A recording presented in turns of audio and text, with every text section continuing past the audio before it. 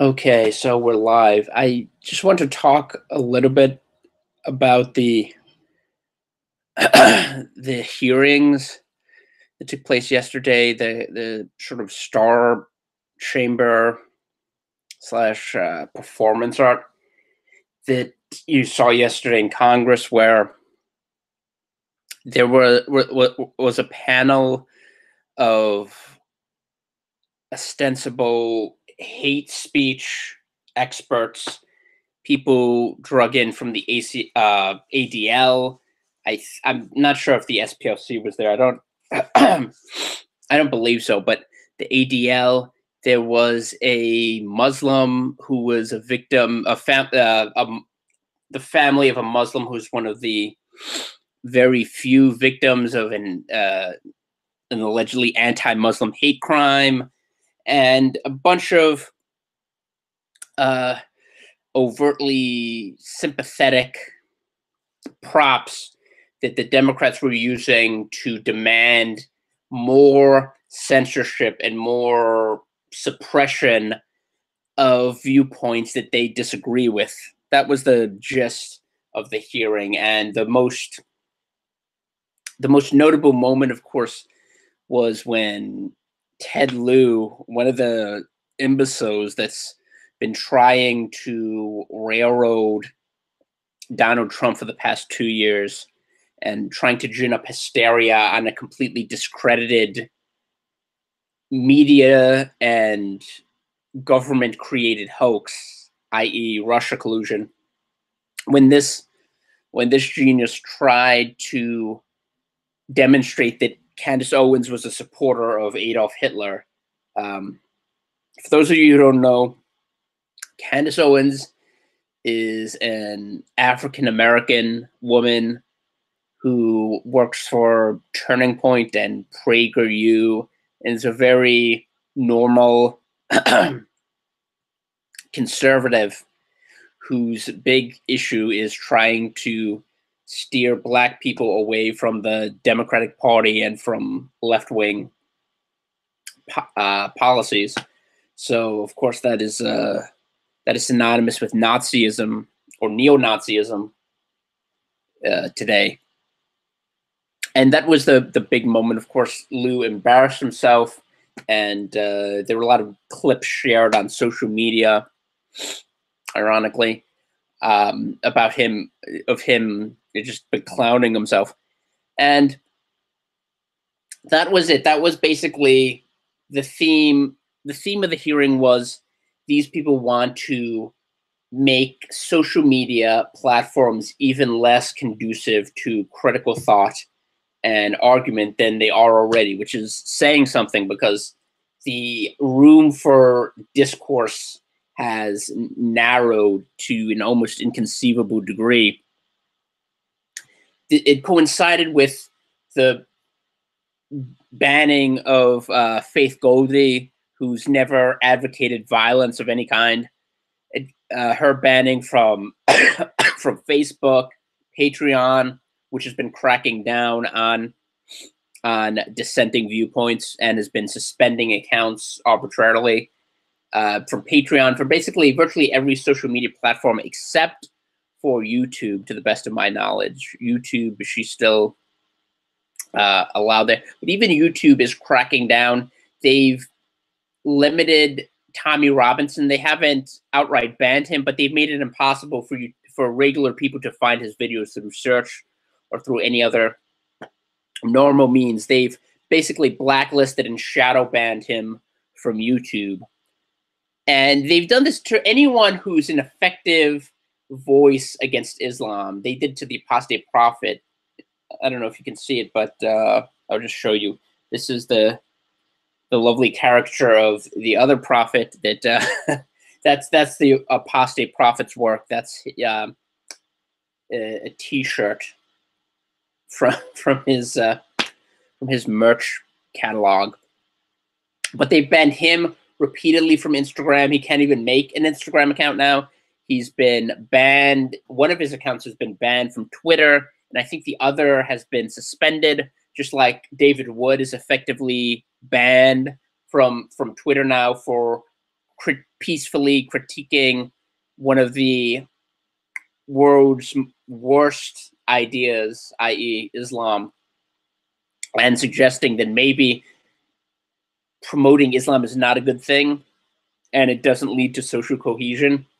But he's been banned, and this is how it's going to go. They started with a very they started with a very convenient target, saying, "Oh, we're just going after the alt-right and neo-Nazis and white nationalists." But as we progressed along, we realized it's not just them; it's the alt-right. But once the alt-right is gone, the next target, the furthest, it's the alt-right, and then just MAGA supporters, just people who support Donald Trump. Anyone critical of Islam or immigration generally is going to be banned, is going to be expelled from the internet, social media space. And I know a lot of conservatives think that this is a that this is that this is sorry, that this is some sort of plan to simply allow them to win the next election.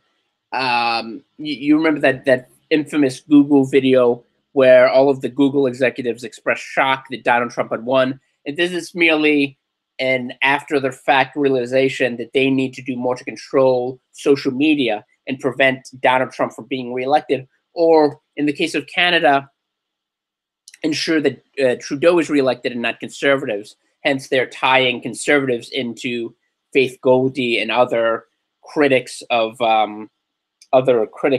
mainstream conservatism,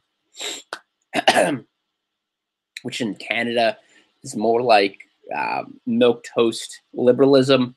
But I think it's a bit broader than that. Of course, it is a convenient, particularly for Canada right now. Trudeau's involved in a scandal, which is too complicated to get into in this video. But basically, he fired women and minorities who were investigating his rampant corruption and a quid pro quo he exchanged for votes.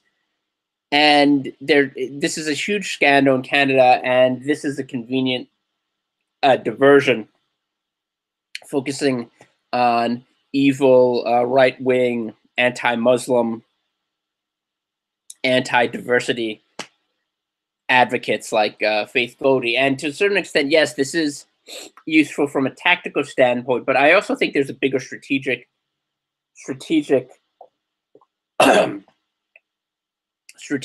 issue here, in the sense that this is a long-term plan. I mean, there are moments that they're exploiting, like the New Zealand mosque shooting.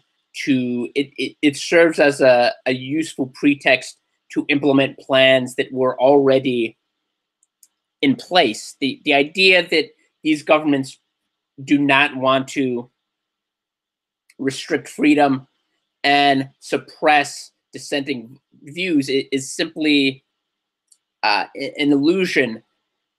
The only difference between the government in China and Red China, the communist government in the PRC, and the government in the UK or any of these, or in New Zealand, it's increasingly impossible to notice the difference. They're becoming identical. But for other countries, the only difference between the government of China, which makes no bones about allowing dissent, and ostensibly free Western governments, is that those governments haven't figured out how to emulate China.